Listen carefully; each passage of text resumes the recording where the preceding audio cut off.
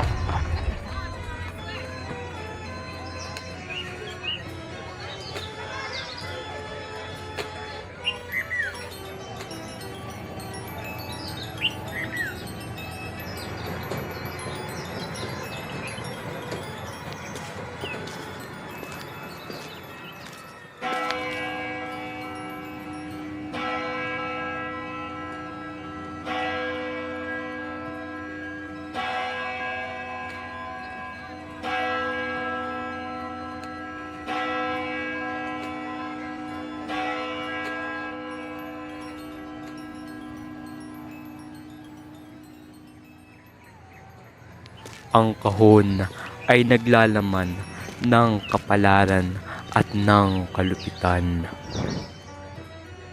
Ang lihim ng nakaraan ay muling mauungkat. Mula rito ay walang makaliligtas. Kayo ba ay nasisiyahan? Maaari na ba tayong magsimula? Napakabagal naman ito. Mga Ginoo, bubuhayin ko ng abo.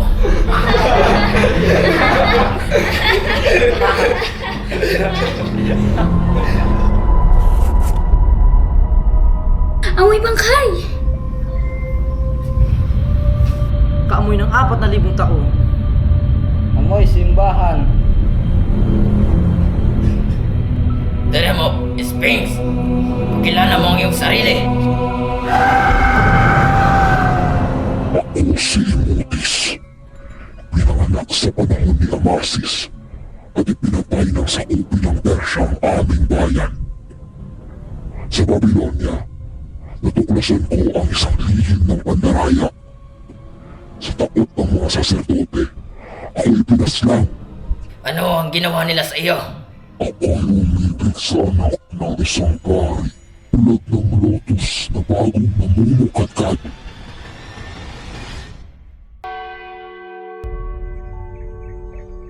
Ako'y umibig sa anak ng isang pari. Tulad ng lotus na bagong namumukadkad.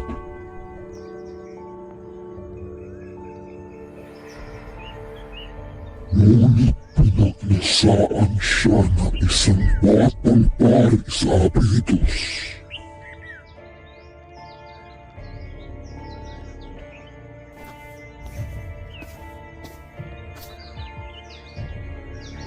Nagbunga ito ng kaguluhan.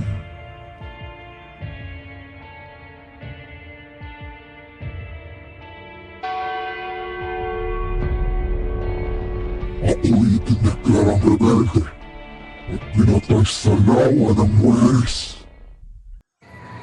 Bakit ba hindi tayo makapasok? Sapagkat naroon ang mga praile at kawani. Ayaw nilang malaman natin ang palabas. Mula sa kabilang buhay, nakikita ko ang pag-usig ng saserdote sa Abydos. Nabuhay akong muli upang ihayag ang iyong kataksilan. Mamamatay!